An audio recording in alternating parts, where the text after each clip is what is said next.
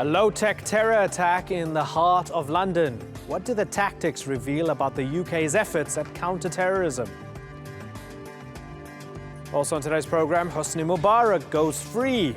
Egypt's former strongman returns home after a court acquits him of ordering violence against protesters. Is this the end of the revolution? I'm Imran Garda, and this is the Newsmakers.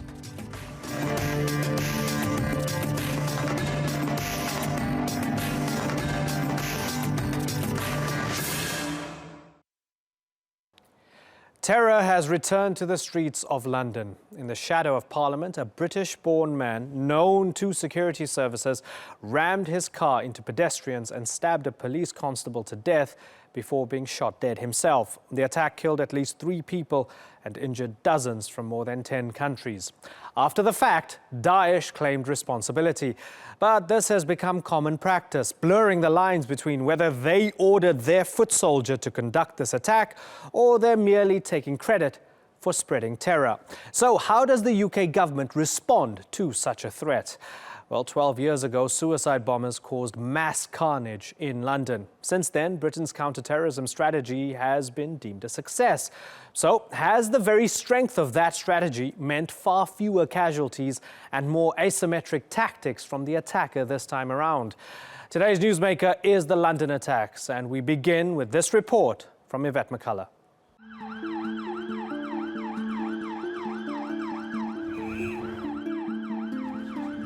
He was inspired by international terrorism. You won't divide us. We won't be cowed by terrorists. The location of this attack was no accident. An attack at the heart of the UK. On Wednesday afternoon, a man drove along the pavement over Westminster Bridge, ploughing into pedestrians, before crashing into the railings outside the Houses of Parliament. The attacker then tried to run into Parliament. He stabbed and killed an unarmed officer before being shot dead by police.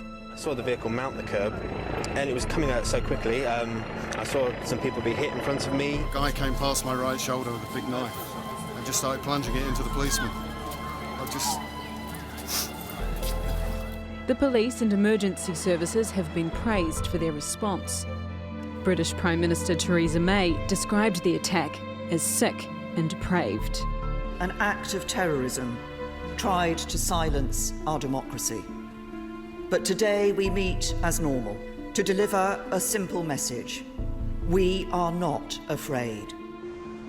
In the aftermath, the focus quickly moved to Londoners picking up the pieces and returning to normality in the face of an attack on the city's very core.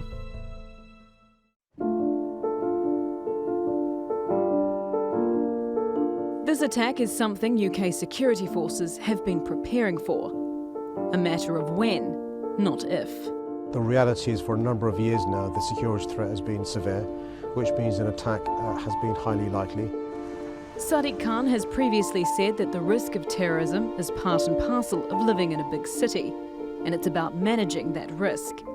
In 2005, multiple suicide attacks on London transport killed more than 50 people. Since then, UK police and counter-terrorism forces have trained for how to prevent and deal with another attack, and how to ensure the city can still function. Security services say they have foiled 13 terror attacks since 2013, but ones like this in Westminster are harder to see coming. Designed to have maximum impact with low-tech methods. Is this new style a sign that efforts against large-scale attacks are working? And should the government respond with a new means of prevention, if it can at all? Yvette McCullough, The Newsmakers. Well, to discuss this, I'm joined now from London by Talha Abdul Razak. He's a researcher at Exeter University's Strategy and Security Institute with a focus on security and counter-terrorism. And joining us for the entire program today is Omar Ashur, also from the University of Exeter in southern England. He's a senior lecturer at the Institute of Arab and Islamic Studies and is a leading expert on de-radicalization. Gentlemen, thank you very much for joining us. Talha, let me begin with you. What were your immediate thoughts when you heard of the attack, particularly the MO of this attack? Well, my immediate thoughts were obviously one of, shock and horror. And it's not something that you expect to see in London, although obviously it's a prime target for terrorists. In terms of an MO, I think it's somewhat inaccurate to call this an MO that we can associate with ISIS or any particular terrorist organization. I mean, after all, it's a very low-tech, primitive and very much atavistic way of attacking. Anyone can jump into a car, ram it into people and jump out with knives and start killing. I mean, it's a very, very basic way of killing. It's not a complicated attack as what happened, for example, in the 9/11 terrorist attacks or even the 7/7 bombings, requiring a sophisticated level of preparation, time, resources. So it's something that needs to be looked at in terms of where do these terrorist organizations go to next. So the British security services have become very, very good at stopping these kinds of attacks. They've foiled a number of plots since the 7/7 bombings in 2005. But it's getting increasingly difficult to stop these low-tech attacks, right, as we saw in the Berlin Christmas market and also in Nice. Okay, so Omar, is that true? The fact that our security services doing so well that all these guys can now resort to is ramming a car or ramming a truck. They can't do these massive, egregious, sort of blockbuster, theatrical terror attacks anymore because they'll get nabbed? That's to a certain degree true. We know for a fact that since June 2013, more than 13 terrorist attempts were foiled by the security services. Many were charged.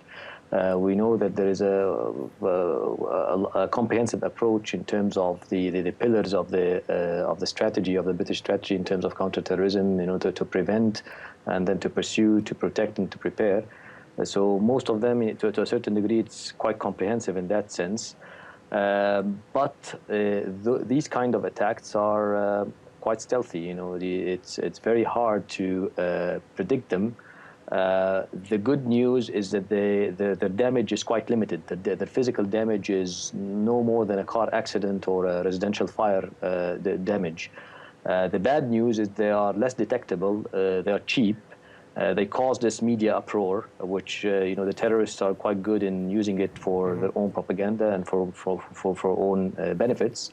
And also it can, not in the London case, because I'll tell you why, but it can negatively affect the social psychology and the social fabric of the society. So let me jump in there with the social psychology and propaganda and ask Talha, the fact that Al-A'maq, Daesh's media outlet, if you like, came out and said, yes, we did it. Does it even matter whether they did it or not, or if they're just claiming it after the fact? Because no matter what happens, they're going to claim responsibility, and how influential and possibly psychologically devastating can that be? Whether they did it or didn't do it, or whether they organized it or arranged for it to happen, is a moot point. They would automatically claim anything like this because obviously it boosts their propaganda purposes to show that they can strike at the heart of British democracy and British society as a whole. Psychologically speaking, I mean, this is exactly what they want to do. They want to create this uproar. They want to create a sense of mistrust and hatred between communities. They want to fester divisions. And they want the people of Britain and indeed the wider world to look upon Muslims as a threat. Why? Because if societies react in the way that the Daesh terrorists want them to react, then they will be able to rally more people to their cause and to their twisted ideology.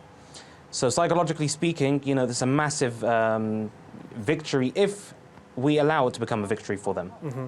Omar, as we speak, a man has been arrested in Antwerp, Belgium, for trying to ram his car. Now, we don't have a lot of details about this, but when people look at London, they see it as part of a pattern, a trend. So they look at London and they say, oh, we've had Paris, we've had Brussels, we've had Nice, we've had Berlin, we've had Istanbul, and so on, and now we have London. Is that the right way of looking at this, as if it's a concerted attempt by Daesh to hit predominantly Western capitals or these major Western symbols around the world? It is a concerted attempt, even though they're not necessarily, the individuals that do this are not necessarily linked to ISIS in a command and control structure.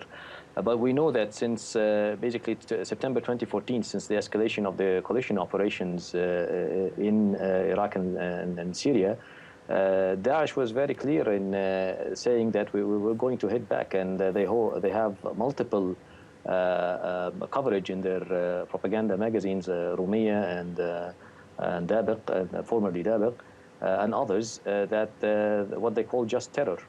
And they are basically, either you have the individuals who got trained in ISIS camps and trying to operate in Europe, and that was the Belgium case and the case of Paris attacks. Or you have individuals who are loosely linked. They don't take orders, but they are self-radicalized and self-recruit in many ways. And what inspires them is the propaganda that magazines like Dabiq and magazines like Rumiyah issue. But the interesting part is it just does not stop at inciting violence. It tells you actually how to do it.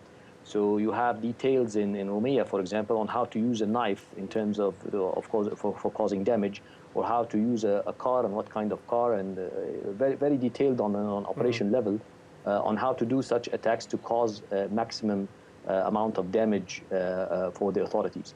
And then there is the complete decentralization, in a sense of saying to the individual, actually encouraging the individuals not to get in touch with the organization via social media or so they cannot get detected.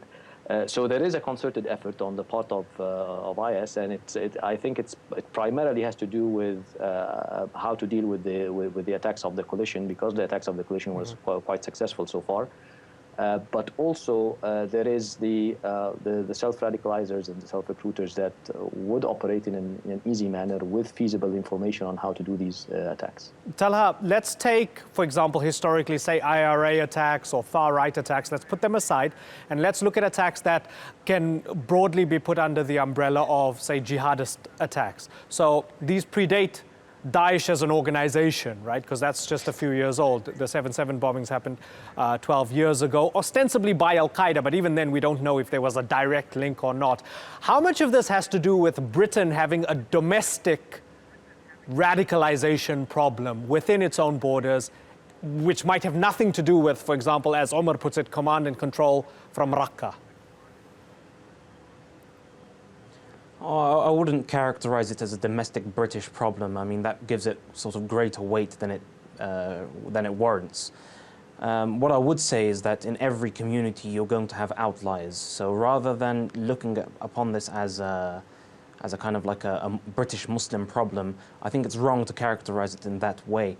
I mean, the last major attack involving knives and firearms on British democracy was done by Thomas Mayer, who killed the MP Joe Cox. This was just last year during the whole Brexit and as I said, let's take the far right. Let's put it aside. Let's look at this sort of thread, right? By those inspired by whatever they're inspired by. How much of it is a domestic problem, and how much of it is an international problem for the UK? For example, you wouldn't say in response to the London attack, Theresa May needs to order the fighter jets to go and bomb Raqqa, right? No, of course not. I mean, that's the thing is, if you can identify a threat, a credible threat, and you can identify the source of it, then military action is, definitely encouraged, because you could actually hit it at the source. However, what's key to note here is, and as Dr. Ashur was saying, was these are very low tech. These are probably things that, they're very cheap to do. They're very easy. It doesn't require much to get in a car and ram it into people.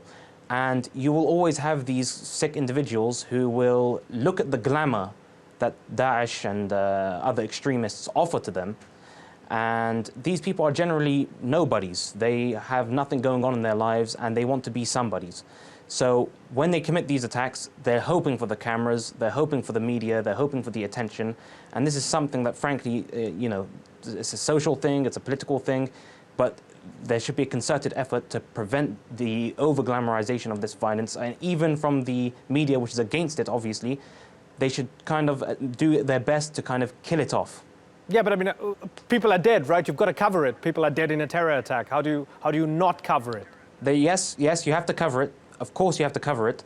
But in terms of the over-analyzation of the problem, I mean, to this day, to this moment, as far as I'm aware, we don't fully know who this individual is. All we know is that he was investigated by MI5 a number of years ago, as the Prime Minister Theresa May said. And she also said that the case was closed. There was no kind of link or present intelligence linking him to a possible attack, as happened yesterday. So when we start over-analyzing the impact of Daesh and the fact that, you know, the Prime Minister said that there was no direct intelligence, that suggests that this was a more kind of off-the-bat kind of operation. There was no systematic planning, there was no massive organizational structure. So when we start over-analyzing, we give them more airtime than they deserve. Okay, Tala, thanks so much for your thoughts. Omar, stay where you are, because we're turning our attention now to a poignant moment in post-revolutionary Egypt. Hosni Mubarak was meant to spend the rest of his life behind bars. Egypt's former leader was convicted of corruption and inciting the killing of protesters during the Arab Spring. Protests that eventually deposed him after decades in power. But a court ordered his release. And this week, he left a military hospital as a free man. What impact will his freedom have on the legacy of the revolution? Shoaib Hassan reports.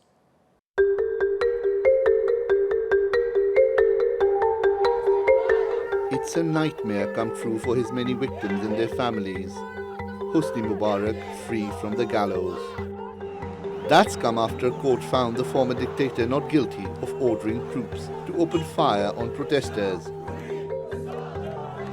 It overturned an earlier conviction of life imprisonment. Hundreds of demonstrators were killed as security forces cracked down on that uprising.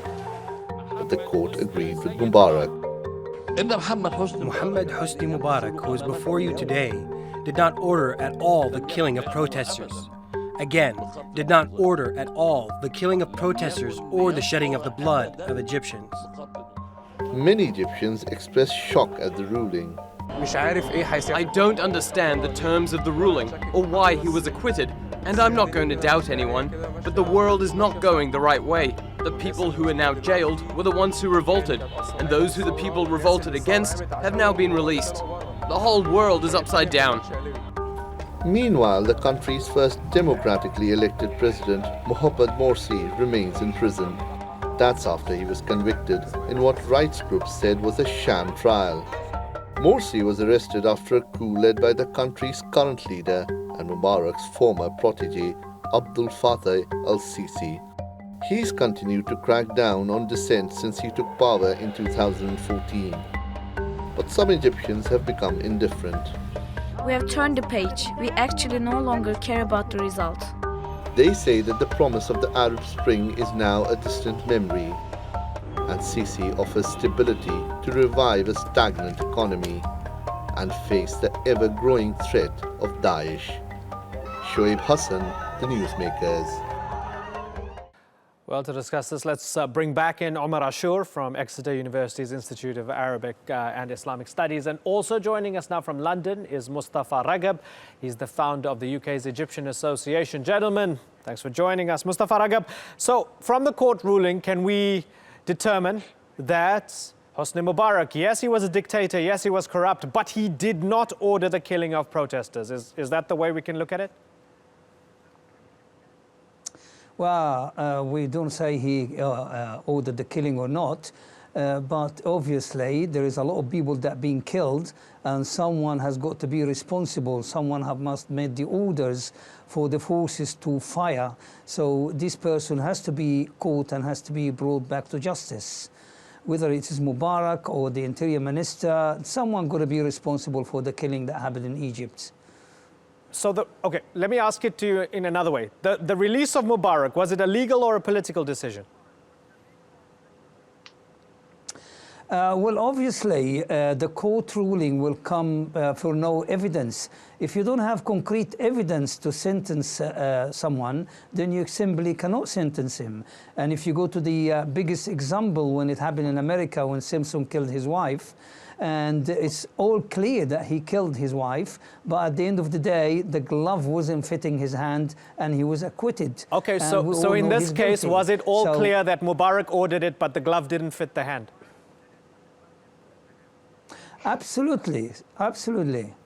That's really fascinating. Okay, Omar Ashur. Someone must have ordered. Okay, so Omar Ashur, was this a legal or political decision? Absolutely political. There is no, basically, to put it very simply, there is a structural problem. You know, the revolution forces, or the pro-change forces, to put it more generally, lost the battle.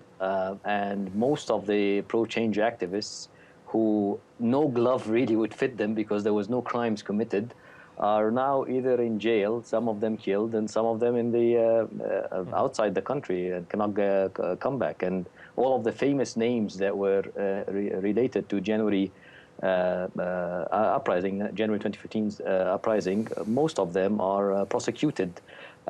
So you know the judicial system, there is a serious crisis in it in that sense.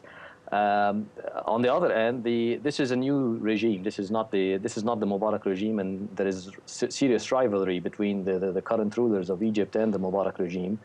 But at the same time, they would see him as someone who was ex-military, someone that belonged to them at one point or another, and therefore and he spent enough time in jail, so it's time for his release. So I'm not buying that this is about legal debates or you know, a clever lawyer that got him out in many ways. If the status quo has changed, I think Mubarak would probably be upheld, not just for the 800 innocent protesters that were killed in the January 2011, but to many other cases that we don't even look at the moment, you know, ranging from basically the late 80s all the way to 2011 when he stopped. So Mustafa Ragab, this man was a powerful symbol. He was the symbol that they rose up against. So for those millions who took to the streets, and for the mothers of those kids who either died rising up against Mubarak or who are languishing in prison right now, for this man to be released, does that mean revolution for nothing, revolution was dead, you fought and rose up and died for nothing, it's back to square one? That's the symbolism and the optics of this, right? No. We're not back to square one. Tell me why not. Egypt have progressed and will carry on progressing. And of course, in any revolution, that would happen. It happened everywhere. And you will never, ever get to the person who will be responsible for that killing. You may be, but when we go back, is it political or is it justice? I believe that whatever happened, the court, if they don't have the evidence, they cannot sentence anybody. And when we see what happened during the revolution, people were on the top of houses, people were everywhere, snipers were everywhere.